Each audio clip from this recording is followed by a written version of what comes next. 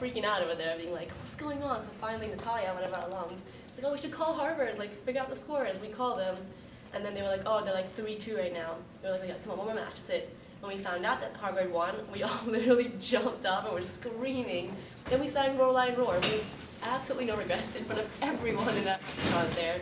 And they all like were looking at us like, what is wrong with these girls? And we were like, we don't care, we just won Ivies. And then they actually came up to us and they were like, are you guys softball? We're like, nope, we're tennis, and we just won. This year, we ended up winning 3 matches at 7-0, which is, you know, a really big deal for the Ivies. It's not very common that we win, you know, so decisively, especially against Princeton. You know, in Princeton last year we lost 5-2, so I think it really showed how much we wanted this and how dedicated we were. So the turnaround is really impressive, I think. A lot of the schools that I looked at had just in the last few years won NCAA championships. And over here, obviously, it was developing the program enough to be able to win an Ivy League championship.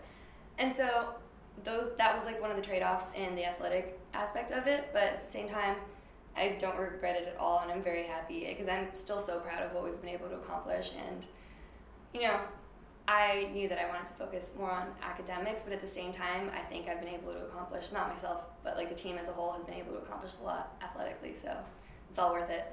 This year was the one year that I tried to do no rituals at all, because tennis players are really superstitious. Like, you know, we all kind of have like our own little thing that we do, and I would always do the same thing before every match last year.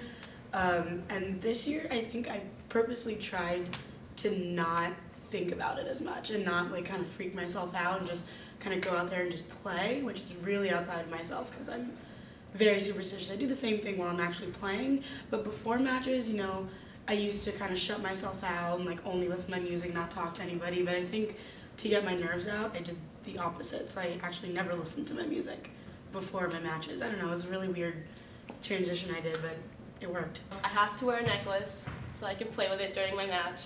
And before I'm about to put my music on, like a fast beat song, and then I will have to have a Gatorade and water in the left side of my bag, and make sure the racket that I play with is on the outside of my right pocket. And then I have a towel in the middle pocket.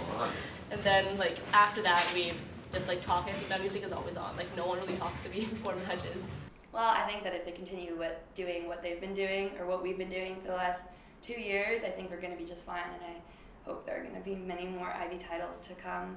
I'm going to be the alumni that's at every match, so I better be seeing the girls win some rings. So, I mean, I think they're going to do great. I know some of the girls coming in are very solid, so I've heard, and obviously Bianca and Kanika at the top of the lineup are going to do extraordinarily well. You know, they already do such a great job, and they're going to keep pushing the team, and I mean, it's going to be great. I have a feeling.